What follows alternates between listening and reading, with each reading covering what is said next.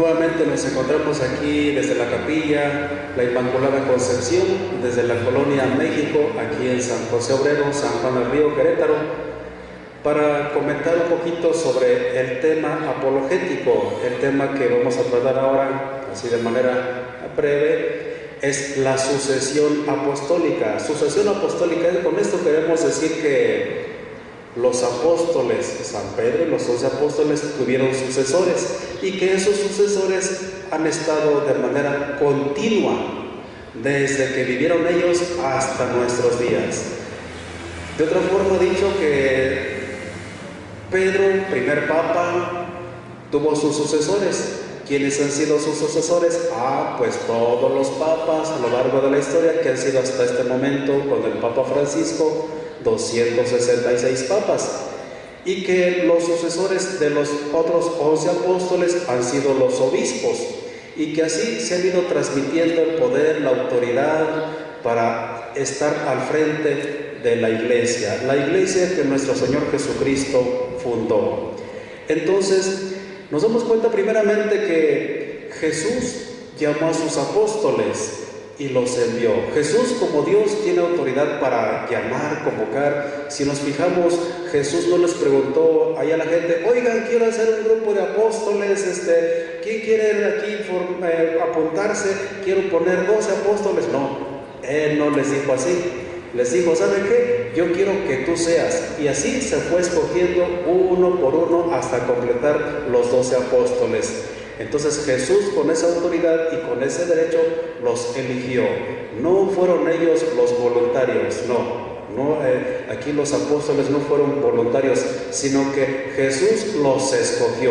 Y eso lo escuchamos en la primera cita de este tema, Marcos 3, 13, 19. Escuchamos. Subió después a la montaña, llamó a los que él quiso y se acercaron a él. Designó entonces a 12, a los que llamó apóstoles, para que estuvieran con él y para enviarlos a predicar, con poder expulsar a los demonios.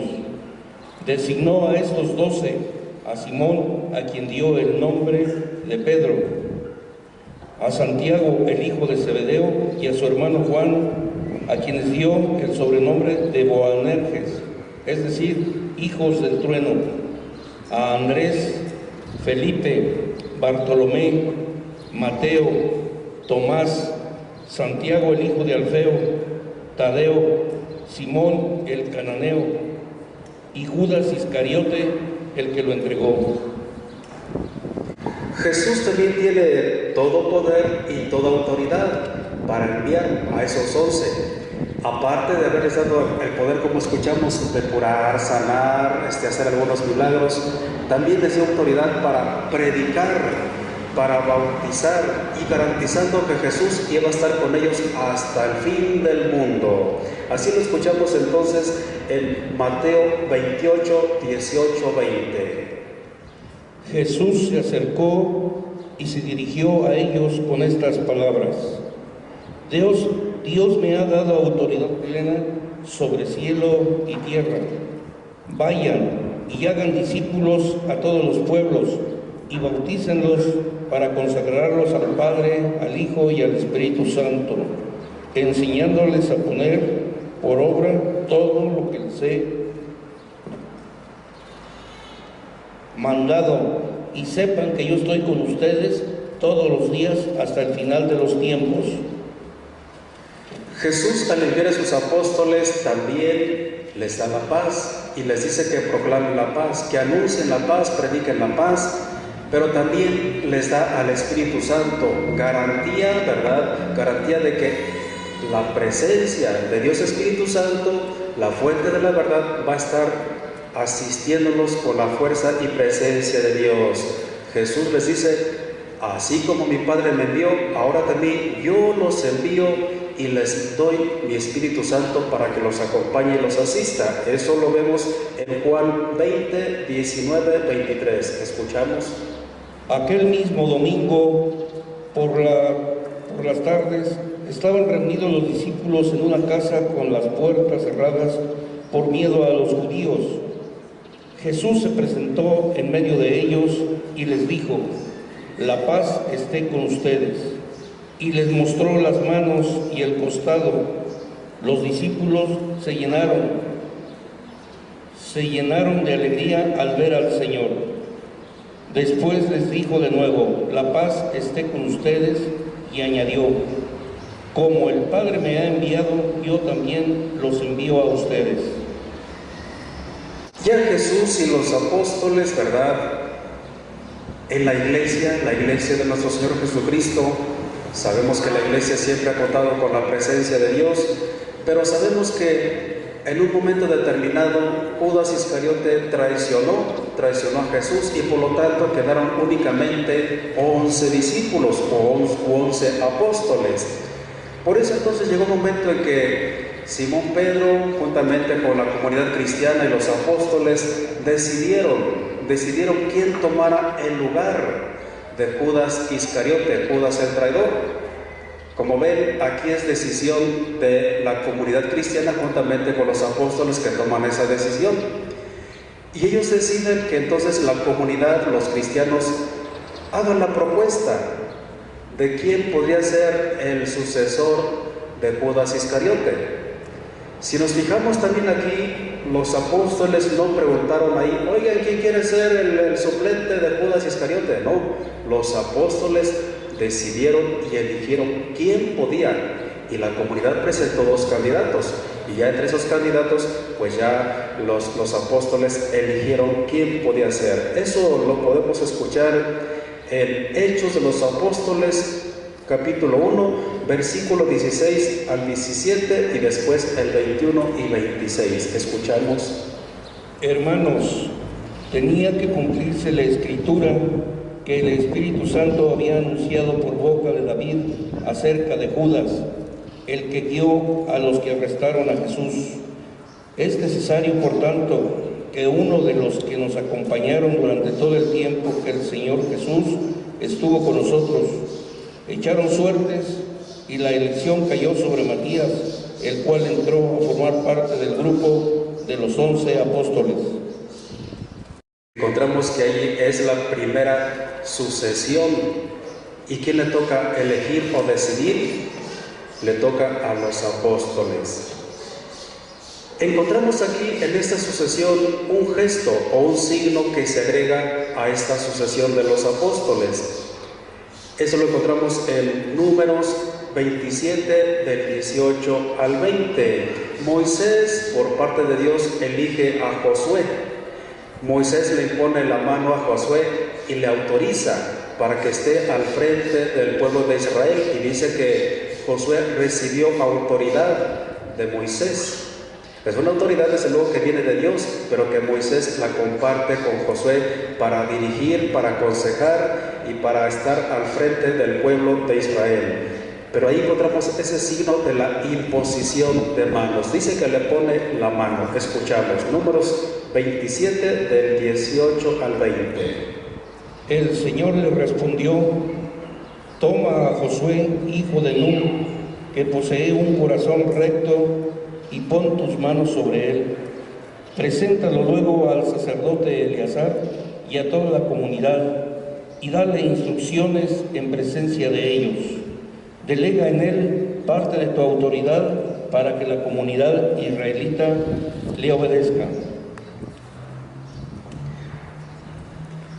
Ese es el signo que encontramos entonces de imposición de manos desde el Antiguo Testamento. Ya era una costumbre, era una tradición para de una forma delegar esa autoridad. Ahora encontramos en el libro de los Hechos de los Apóstoles cómo la comunidad cristiana necesita ayuda, y los mismos apóstoles, los mismos cristianos necesitan quien les ayude. Y aquí es donde aparece entonces la presencia de los diáconos. Los diáconos son servidores. Precisamente el término diaconía quiere decir servicio, y de ahí viene entonces la palabra diáconos, que significa servicio. Entonces estos diáconos se convirtieron en ayuda de manera especial para los apóstoles y la primera comunidad cristiana.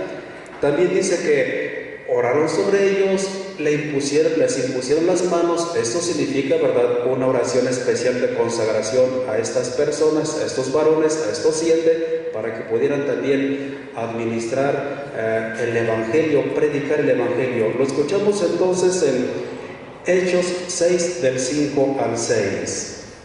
La proposición agradó a todos y eligieron a Esteban, hombre lleno de fe y del Espíritu Santo, y a Felipe, Prócoro, Nicanor,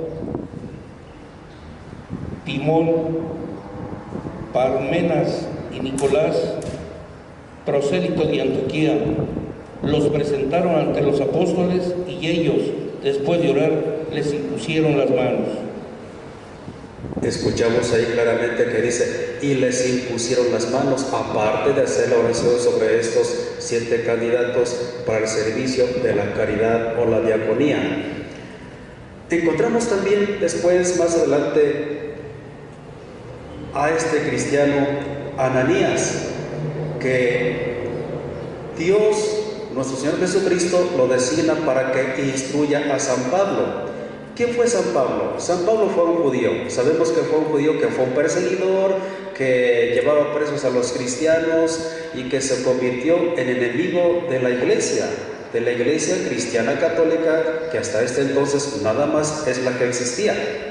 Y por lo tanto, Dios le habla a Ananías y le dice, mira, busca a Saulo, es el nombre antiguo de Pablo, busca a Saulo y haces oración sobre él, lo iluminas y para que lo instruyas y pueda ser mi discípulo. Entonces se llevó un poco la sorpresa, una poca o mucha sorpresa Ananías, porque dice, pero ¿cómo? Si es Saulo, he escuchado que es un perseguidor, está persiguiendo a tu iglesia, Señor, ¿cómo? No te preocupes, le dice Dios. Tú habla con él, instrúyelo, él va a ser un instrumento de gran utilidad para mi evangelio. Y vemos que San Pablo, mucho conocedor de la palabra de Dios del Antiguo Testamento, sin embargo necesita quien lo instruya. Pablo podría haber dicho, bueno, yo conozco mucho de Biblia, yo puedo hacer mi iglesia, puedo hacer mi grupo, puedo hacer mi secta, puedo hacer mi grupo también para que me sigan y yo los instruyo. No. Necesitó de quien lo orientara, quien lo aconsejara, quien lo instruyera de acuerdo a la palabra de Dios y a la enseñanza de los apóstoles. Y ese trabajo se lo encargó Dios a Ananías. ¿Por qué? Porque Pablo hasta ese momento no podía ver, estaba ciego. Conocedor de la palabra de Dios, pero estaba ciego. Necesitaba a alguien que le aconsejara y que le orientara. Esto lo encontramos en Hechos de los Apóstoles 9, 17, 18. Ananías fue, entró en la casa, le impuso las manos y le dijo, hermano Saulo, Jesús el Señor, que se te apareció cuando venías por el camino, me ha enviado para que recobres la vista y quedes lleno del Espíritu Santo. En ese mismo momento se le cayeron de los ojos una especie de escamas y recuperó la vista, y a continuación fue bautizado. Vemos ahí que le impuso también las manos, señal del envío, de una autoridad que recibe por parte de Ananías y que Ananías estaba representando a toda la iglesia, no a un grupito, no a una secta, sino que estaba recibiendo la autoridad de representantes de la misma iglesia hasta ese momento. Otro pasaje también nos refiere que Pablo y Bernabé son destinados por parte de Dios para misiones de manera especial. Por lo tanto, también Pablo y Bernabé necesitan que se les impongan las manos y que sean enviados. O sea, no nada más hacia cualquier persona que agarre la Biblia y se ponga a predicar incoherencias o a veces alucinaciones o imaginaciones o X sueños, no. Se requiere entonces que sean enviados por parte de la iglesia que nuestro Señor Jesucristo ha dejado. Escuchamos entonces en Hechos 13 del 2 al 3 a Pablo y Bernabé que son enviados para evangelizar. Un día, mientras celebraban la liturgia del Señor y ayunaban, el Espíritu Santo dijo, sepárenme a Bernabé y a Saulo para la misión que les he encomendado. Entonces, después de ayunar y orar, les impusieron las manos y los despidieron. Nos encontramos también en 1 Timoteo 5:22, donde San Pablo, él que había sido ya ordenado obispo, que ya le habían impuesto las manos a él también para que predicara, como lo hizo Ananías, que también aconseja a Timoteo y le dice: ten cuidado en imponer las manos a las personas a las que vas a enviar, a las que vas a pedirles que ayuden en la misión y en la administración de los sacramentos en la iglesia de Dios. Ten cuidado, no te vayas a equivocar, no sea que te vayas a ser cómplice de pecados de personas no idóneas para predicar o para corregir o para enseñar. Lo encontramos entonces en 1 de Timoteo 5:22. No impongas las manos a nadie a la ligera, no sea que te hayas cómplice de los pecados ajenos, consérvate íntegro.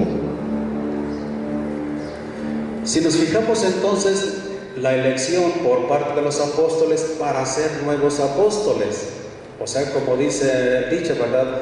¿Quién hace un obispo? Pues otro obispo u otros obispos, por la oración y la imposición de las manos. Entonces, aquí también Pablo fue un obispo y puso las manos a Timoteo. Timoteo fue obispo también. Después Timoteo ordenó a otros también y poniéndole las manos. Y así de esa manera consecutiva hasta nuestros tiempos, imposición de manos de obispos a obispos, de obispos a sacerdotes, de obispos y sacerdotes a diáconos, hasta llegar en nuestros tiempos en la iglesia, en esa sucesión apostólica.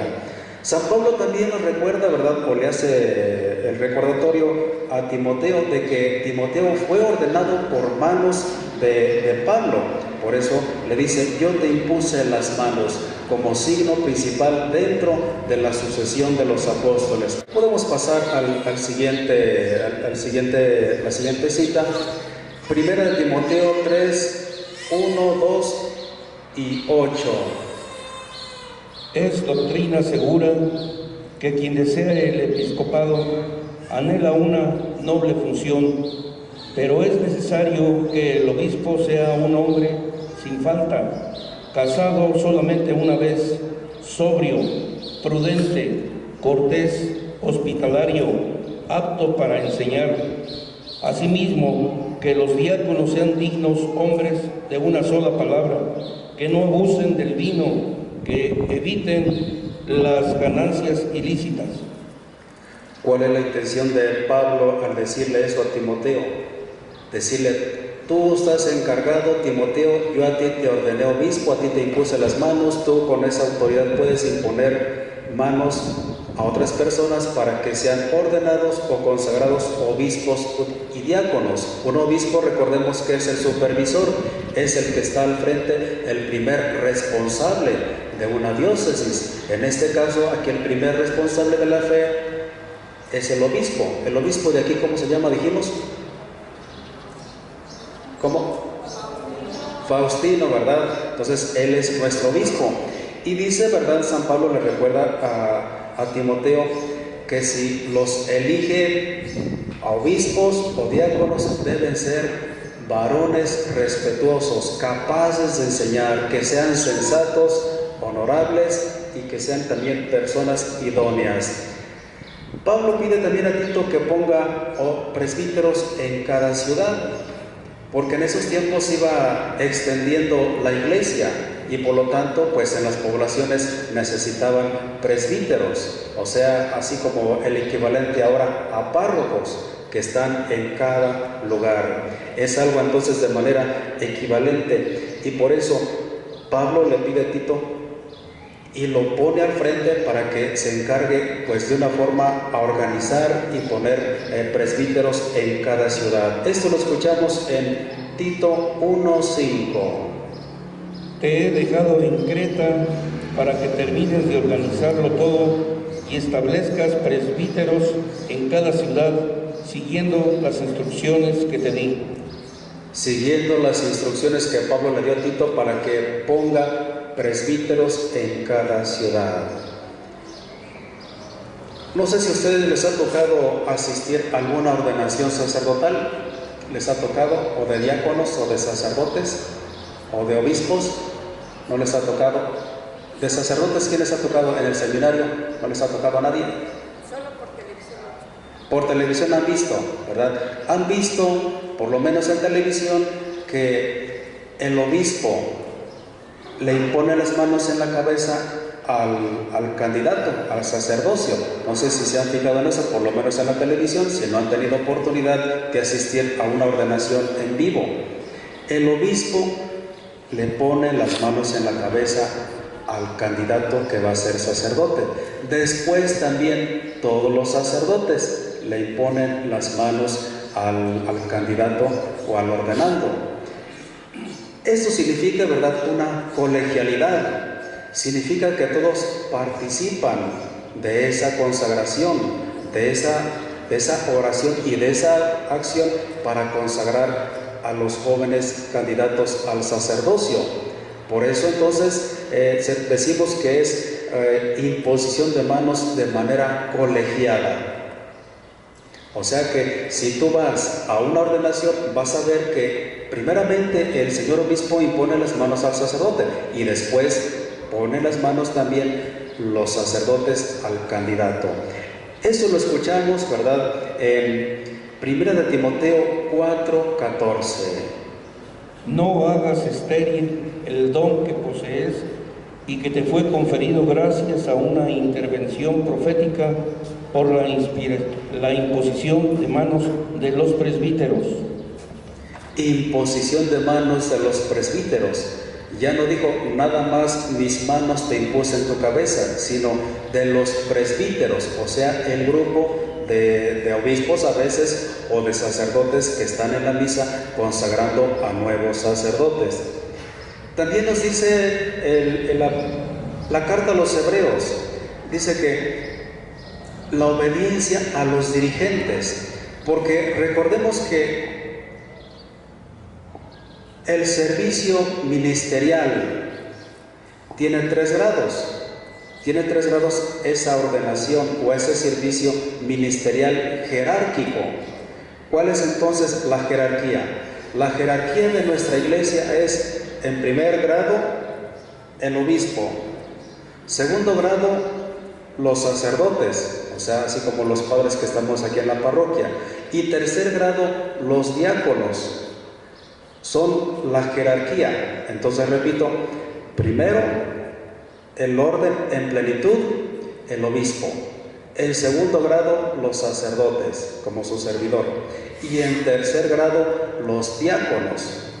Esa es la jerarquía. Y por eso la carta a los Hebreos nos dice, ¿verdad?, que a ellos debemos obediencia y respeto. Así lo escuchamos en la carta a los Hebreos, capítulo 13, versículo 17. Obedezcan a sus dirigentes y pónganse bajo su autoridad, pues tienen que cuidar de ustedes y rendir cuentas a Dios. Procuren que puedan cumplir este deber con alegría y no con lágrimas, pues esto sería perjudicial para ustedes. Dice obediencia a sus dirigentes. ¿En qué contexto está hablando la carta a los Hebreos cuando dice obediencia a sus dirigentes? No se está refiriendo a los dirigentes del sindicato, ¿verdad? No se está dirigiendo o no se está refiriendo a los dirigentes de X partido político, ¿no? En el contexto eclesial, en el contexto de la palabra de Dios, se refiere a los dirigentes de la iglesia. Y los dirigentes de la iglesia son ellos, lo que decíamos hace rato, la jerarquía. El obispo, los sacerdotes y los diáconos. Entonces así vemos que la palabra de Dios nos refiere cómo ha habido una sucesión apostólica, o sea que Pedro y los 11 apóstoles consagraron a nuevos obispos encargados de la iglesia y después esos consagraron a otros, porque teníamos nosotros que tener garantía y certeza de que la iglesia de nuestro Señor Jesucristo iba a seguir por todos los siglos, todos los tiempos. Entonces, digamos, un ejemplo, al señor Faustino, obispo, ¿quién lo consagró a él? Otros obispos. Y esos obispos, ¿quién los consagró? Otros obispos. Y así nos vamos hasta atrás, hasta atrás, hasta atrás, y llegamos y nos conectamos con Pedro y los apóstoles. Igualmente, ¿verdad? El Papa el último papa o el papa de estos tiempos, ¿cómo se llama el papa ahorita? Francisco, ¿verdad? ¿Quién lo consagró obispo a él? Otros obispos. Y así, entonces está el Papa Francisco. Antes del Papa Francisco, ¿verdad? ¿Quién fue el otro papa? Ya la otra vez habíamos platicado. ¿Quién fue el papa anterior? Benedicto XVI. ¿Y antes quién fue? Juan Pablo II. ¿Y antes? Juan Pablo I. ¿Y antes? Pablo VI. ¿Y antes? Juan XXIII. ¿Y antes? Pío XII. Y así nos vamos recorriendo y llegamos hasta Simón Pedro y los apóstoles. De aquí para allá o de allá para acá encontramos la lista. En cambio, ¿verdad? Tú buscas la lista de los mormones, por ejemplo. A ver quiénes son sus superiores, sus directores. No llegan más que al 1830, 50. Buscan los directores de los testigos de Jehová o los superiores de los testigos de Jehová, pues llegan y te topas ahí con que estás Russell, y ya de ahí para atrás ya no hubo nadie. Pues ¿cómo se entendería eso, verdad? Pues por eso nosotros tenemos la iglesia y encontramos la sucesión apostólica. Por eso entonces nosotros, les decía, contamos con esa garantía de que ha habido una cadenita de obispos, de sacerdotes, de papas, todo así de corridito, desde San Pedro y los apóstoles hasta nuestros días. Porque recordemos que el sucesor de Pedro han sido todos los papas, ellos han sido sus sucesores. Los sucesores de los demás apóstoles han sido todos los obispos. Por eso tú vas a cualquier diócesis, o sea, cualquier lugar donde está al frente el obispo, y te encuentras ahí también, investigas en la lista de los obispos y dices, pues aquí estuvo el obispo Faustino, antes estuvo don Mario, antes estuvo ¿cómo se llama? Alfonso Porís, y antes don Marciano Tinajero, y te encuentras la lista de los obispos. Así entonces contamos y descubrimos nosotros que esta es la Iglesia Católica, con su sucesión de los apóstoles hasta nuestros días. Gracias.